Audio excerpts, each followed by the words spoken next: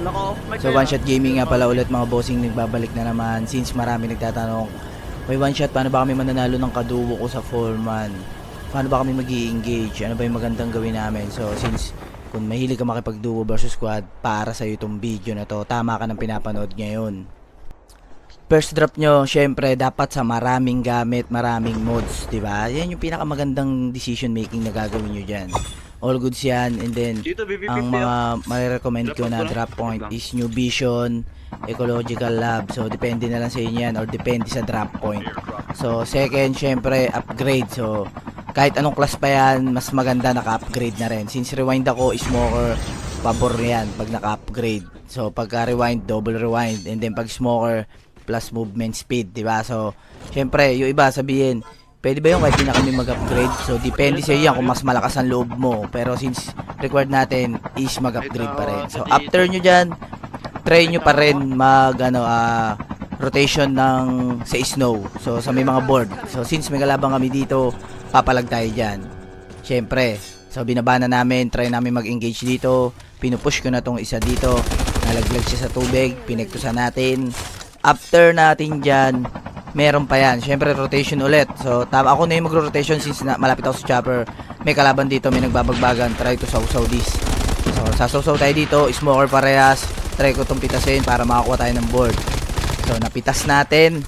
After natin mapitas yan, tsaka tayo ngayon magko-contest sa Arsenal. So, since may Arsenal dito, may green crate pa.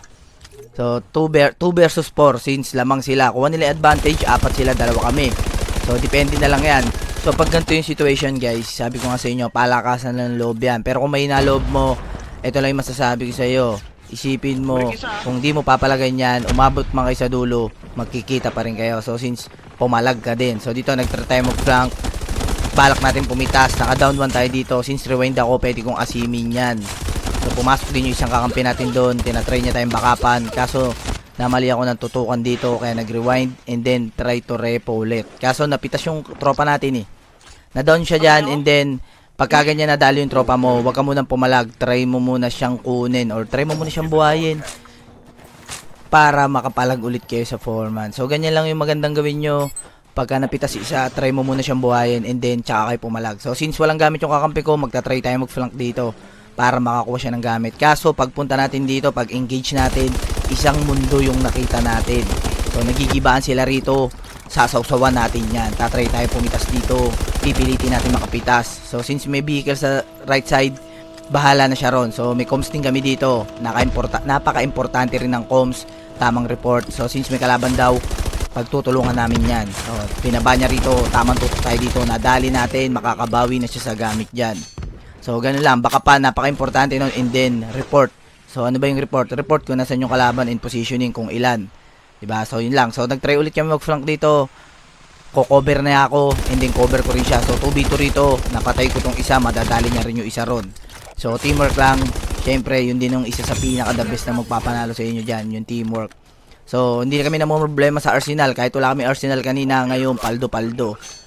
So after namin madali doon, magpupush na ako dito and then try ko kunin yung high ground. Kaso merong isa ditong naliligaw. Tatry ko yung pitasin.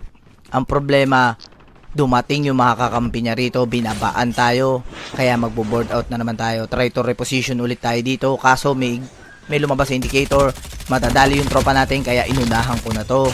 After ko madali yan, syempre makakabawi na naman kami sa loot. Kaso may kalaban sa likod. Pag ganito yung situation, pagalingan na lang talaga ng mindset yan. Or pagalingan na lang na strategy. So, ang strategy talaga namin dito kapag duo versus squad, dikit lang kami dyan. So, hindi kami naglalayo. Either na lang talaga pag maraming kalaban, nililito na lang namin yung kalaban. 'Di ba? So, since may magdo-dog tag, tatry namin i-burst to. So, tamang vision lang tayo dito.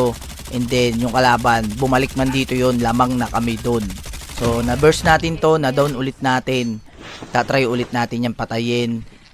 So kapag ganun yung situation, try to vision lang and then make sure na good position kayo bago kayo pumalag.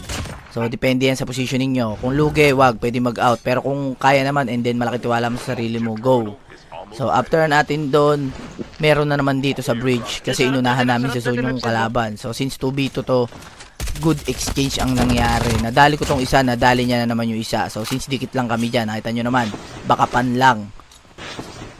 So pagka ganito naman yung situation, sinasabi ko nga, buntutan lang yung gameplay nyo. Since dalawa lang kami dyan, para kung may makasalubong kaming apat, palag-palag talaga. So since naka-rewind ako na palagi yung nagpa-flank.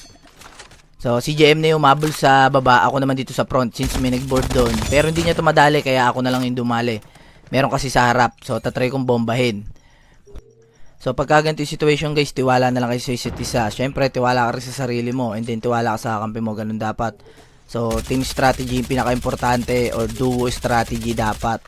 Pag alam mong lugi kayo, dalawa kayo, try to vision yung isa magpi-free aim. So pagka ganito na naman yung situation, natin nyo 3 teams, ibig sabihin yan, lamang na kami dyan. Nakuha na namin yung advantage. So pag ganito, depende na lang sa inyo yan. So depende rin sa kalaban. Syempre pag magaling, alam nyo na. So pero dyan, nakuha nyo na yung advantage. Dalawa kami dito. So nadali ko pa yung isa. 2 versus 1, 2 teams left. So magta-try ulit tayo mag-flank since may nagbomba sa likod ko kanina. So nandito siya, may sneaky play. Try to laruin nyo lang yung vision ng kalaban. Yan, katulad ng ginawa natin. Tapos balik tayo dito. Inanalo natin yan. So ganun lang yung duo versus squad strategy namin pag si JM yung kakampi ko. Since pag alam mo na yung laro ng kakampi mo, and then alam ng kakampi mo yung laro mo, madali na kayo mananalo. So depende na lang din yan kung bihira lang kayo maglaro or hindi mo pa masyadong kabisado yung gameplay ng kakampi mo. Ikaw na lang yung magdala kung alam mo ikaw yung mas marunong.